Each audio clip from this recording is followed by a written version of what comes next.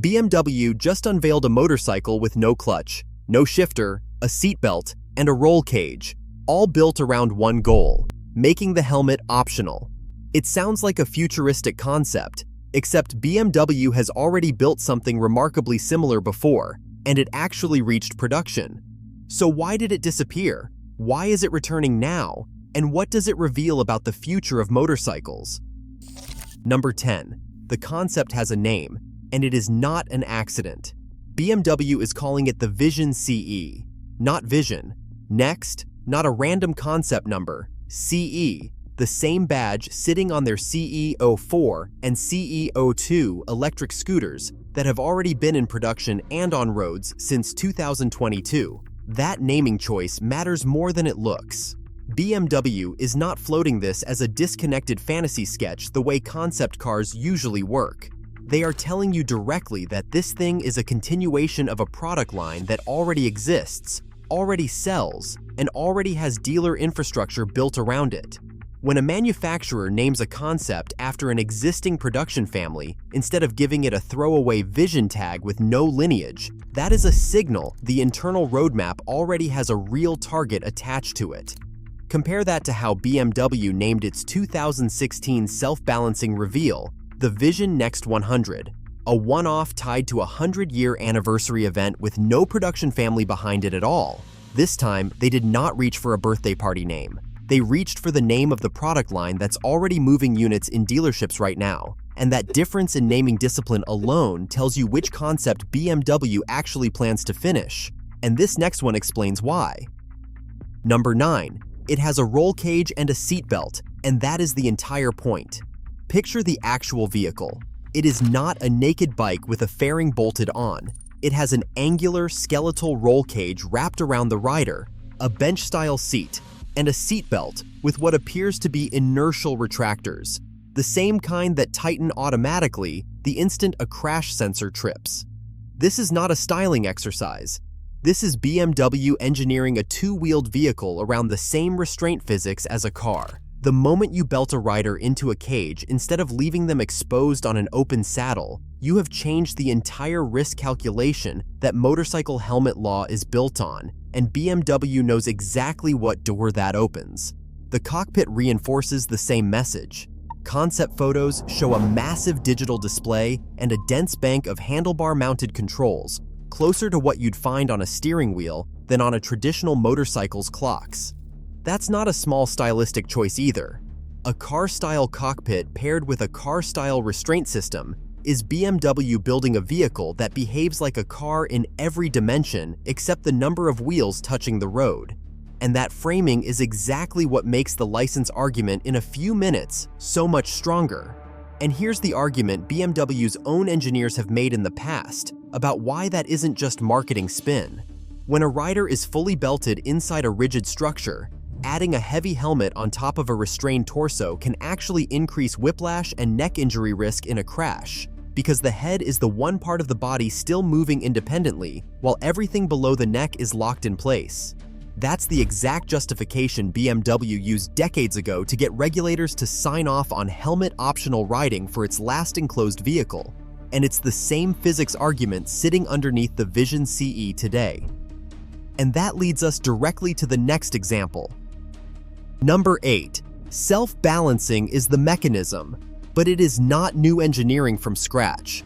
BMW is not inventing self-balancing technology out of nowhere for this. They have been building toward it since 2016, when they unveiled the Motorrad Vision Next 100, a self-balancing concept that could stand upright even with nobody sitting on it, using gyroscopic sensors and active steering correction to keep the bike vertical at a dead stop. That was 9 years ago, and BMW's own design director at the time, Edgar Heinrich, said flatly that the tech was still developmental and would not be real before 2030. Honda has its own riding assist system already demonstrated on production-adjacent prototypes using similar low-speed balance correction. Yamaha has the Motoroid, which uses AI-assisted balance and can literally follow its owner around like it recognizes them.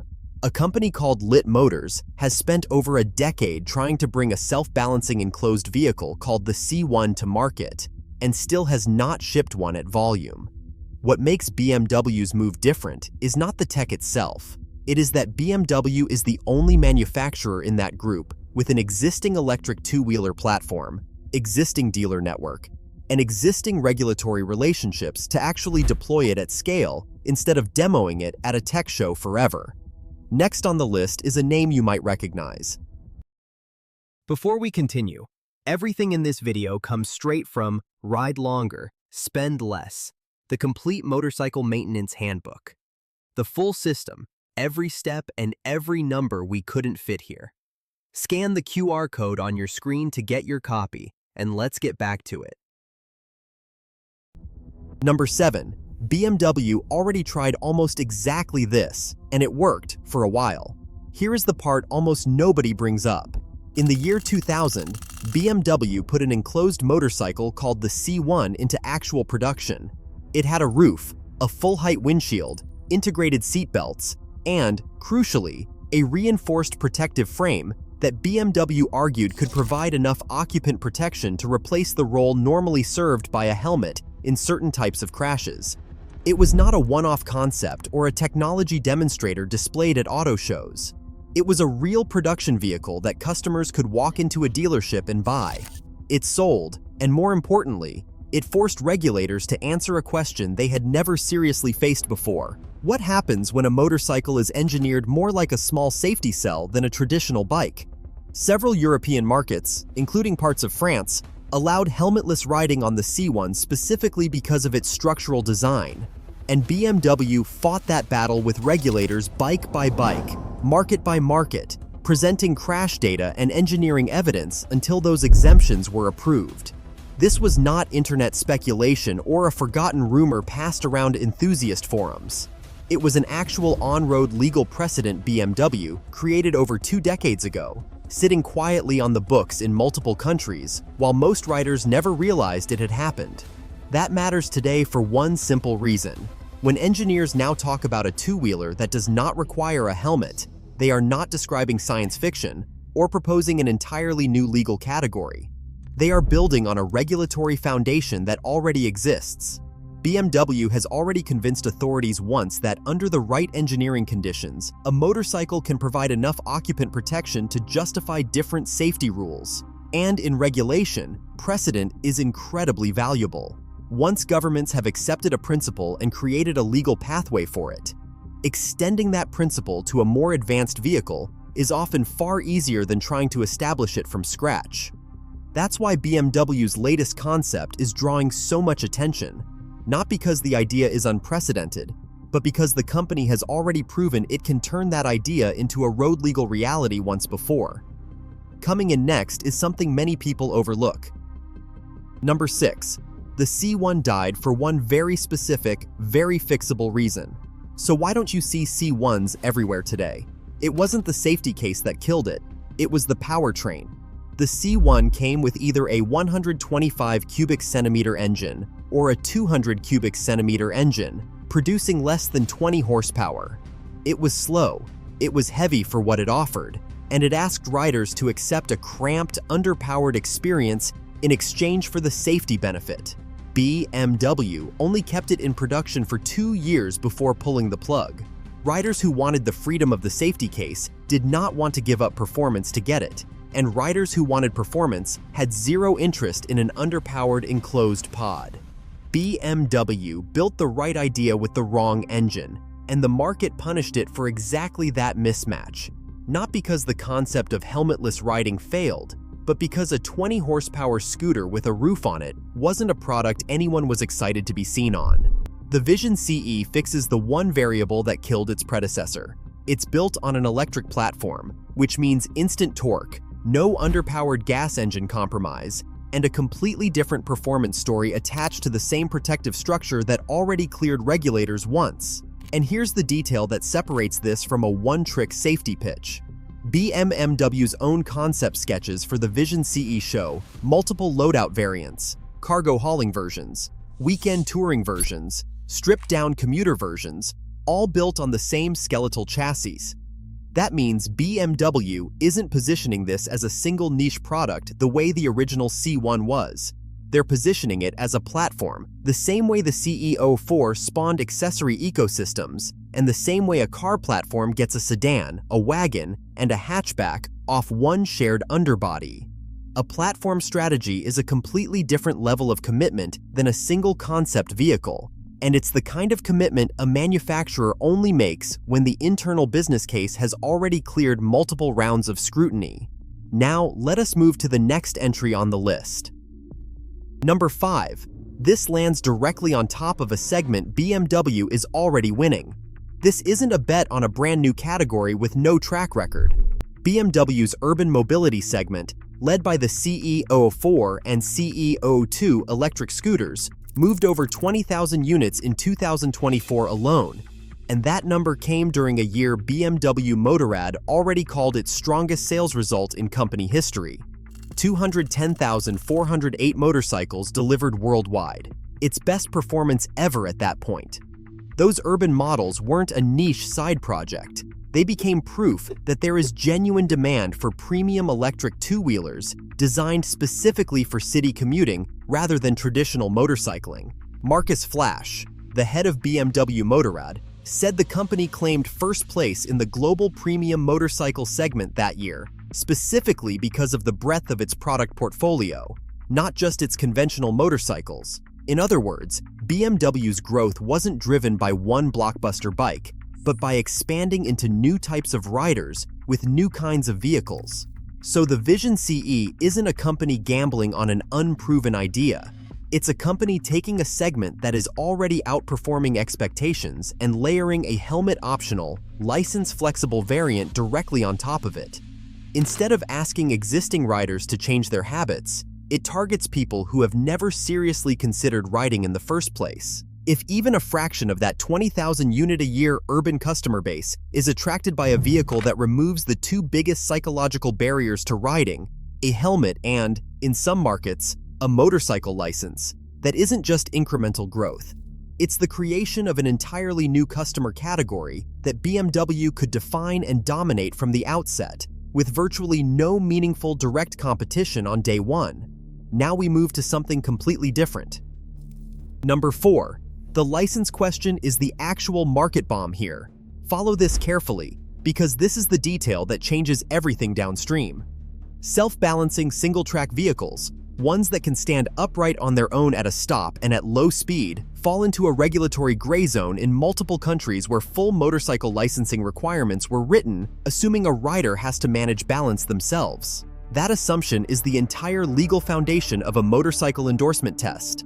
The part where you prove you can keep two wheels upright through a slow figure 8 and an emergency stop without tipping over. If a vehicle balances itself, that specific skill requirement stops applying, and several regulators have already signaled openness to classifying self-balancing single-track vehicles closer to how they classify mopeds or enclosed microcars, categories with dramatically lower licensing barriers than a full motorcycle endorsement. That means BMW isn't just targeting existing motorcyclists with the Vision CE. They are explicitly building a vehicle designed to pull in the massive population of people who want two-wheeled mobility but have never gotten a motorcycle license specifically because of the training, the testing, and the perceived danger of managing balance themselves. That population dwarfs the existing motorcycle-owning population in every single market BMW sells in. And right now, it belongs to nobody. The next entry shows just how far this idea can go. Number 3. Every competitor is now stuck choosing between two bad options. Here is where this stops being a BMW story and becomes an entire industry story. Honda, Yamaha, KTM, Kawasaki, Ducati, every major manufacturer now has to make a decision. Option 1 is to ignore this and keep building traditional motorcycles the way they always have, betting that riders will continue to prefer the classic experience, exposed, manual, and dependent on a motorcycle license. Option 2 is to accelerate development of their own enclosed, self-balancing, license-flexible competitor, effectively acknowledging that BMW has defined a new category, and everyone else is now responding to it rather than leading it. The challenge is that catching up isn't simply a matter of designing a new bodywork package. Honda has technologies like e-clutch and riding assist already demonstrated, showing it has much of the engineering capability, but nothing has yet reached production in this specific form or under a clearly established urban mobility platform. Yamaha has spent years showcasing the Motoroid concept, yet it has remained an exhibition piece rather than evolving into a commercial product. KTM and Ducati continue to focus heavily on performance-oriented motorcycles, while Kawasaki's recent engineering attention has been directed toward expanding its conventional lineup rather than introducing an enclosed urban mobility vehicle of this kind. BMW, meanwhile, appears to have assembled several advantages that reinforce one another. It already has an established electric platform through the CE04 and CE02. It already has real-world regulatory precedent from the C1, proving that authorities have previously accepted an enclosed two-wheeler with different safety assumptions. And it already has an urban mobility business that sold more than 20,000 units in a single year, giving it actual market data rather than projections. None of those pieces alone guarantees success, but together they provide a stronger foundation than most competitors currently possess. Whoever moves second in this space won't just be engineering a rival product, they'll be responding to a market framework that BMW has spent years quietly assembling. If the Vision CE reaches production anywhere close to its current vision, competitors won't be deciding whether this category should exist. They'll be deciding how quickly they can enter a category that BMW has already had a significant head start in defining. And then there is this. Number 2. The timeline. BMW is not saying out loud, tells you how serious this is. BMW has not given the Vision CE a firm production date, and normally that would mean don't hold your breath. But look at what BMW did with its last self-balancing concept instead of just talking about it. The 2016 Vision Next 100 was explicitly framed by BMW's own design director, Edgar Heinrich, as technology that likely would not become reality before 2030. And it was unveiled primarily as a centennial design exercise rather than a preview of an upcoming production model. It carried no production nameplate, no clear commercial roadmap, and no expectation that customers would see it in dealerships anytime soon. That is a 14-year runway on a concept BMW never intended to sell. The Vision CE, by contrast, is being built on the CE naming convention tied to vehicles already sitting in BMW Motorrad showrooms today, generating revenue today, with dealer networks already trained to sell and service them today. That connection is significant because manufacturers rarely attach an existing production family name to a project unless they expect it to become part of that lineup eventually. Concepts that receive a production family badge generally move on a 3 to 5 year runway rather than a 14-year one, since automakers do not want to dilute an active, revenue-generating nameplate with technology they have no intention of commercializing. BMW did not announce a date because announcing one this early creates a public commitment that engineering, testing, supply chains, and regulators all have to meet. Any delay then becomes a headline. By staying silent, BMW keeps the flexibility to refine the technology, complete certification, and respond to changing regulations without constantly explaining shifting timelines. But that is only part of the story. Number 1. BMW just told you where the entire industry's growth is going to come from next. This is the number one reason this single unveiling matters more than any spec sheet in it. The traditional motorcycle market, the over 500 cubic centimeter segment BMW itself describes as underpricing pressure and shrinking demand, is not where growth is coming from anymore.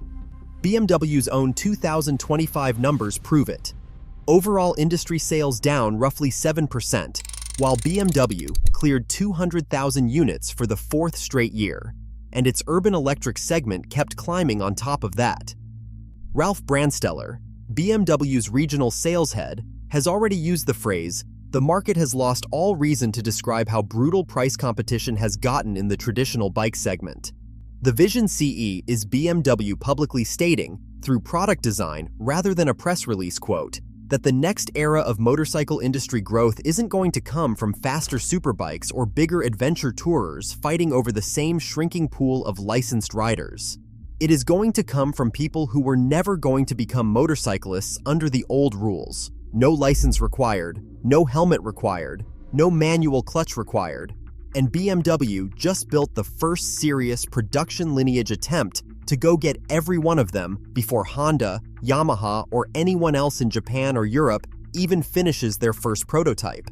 BMW spent 9 years quietly building toward this moment, starting with a concept in 2016 that even they admitted was 14 years from reality, and landed on something in 2025 wearing the name of a platform that is already selling over 20,000 units a year. That is not a coincidence, and it is not a slow walk anymore.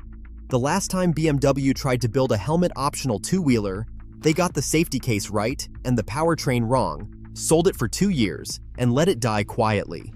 This time, the powertrain is electric. The segment is already their fastest grower. The regulatory precedent is one they set themselves 25 years ago, and the sales momentum behind the naming convention is real, not hypothetical. Every other manufacturer building traditional motorcycles right now is watching the same shrinking over 500 cubic centimeters pie fight over the same shrinking pool of licensed riders, while BMW just showed everyone exactly where it plans to go, find a completely different pool instead. Think about what that actually means if you are a rider who has been on the fence about getting licensed for years, or a parent who has never let your kid near a motorcycle because of exactly the risks a roll cage and a seatbelt are designed to remove. BMW isn't pitching this vehicle to the people already reading spec sheets and comparing horsepower figures. They are pitching it to everyone who currently isn't part of this conversation at all, and building the one vehicle in the entire industry designed specifically to bring them in. That is a bigger swing than a new engine or a new fairing, and it is why almost every headline covering this concept got the story backwards, treating it as a quirky design exercise instead of what it actually is. A company that just told you, in exact engineering terms, where it thinks its next 100,000 customers are going to come from. If you like uncovering hidden truths, subscribe and join us again soon.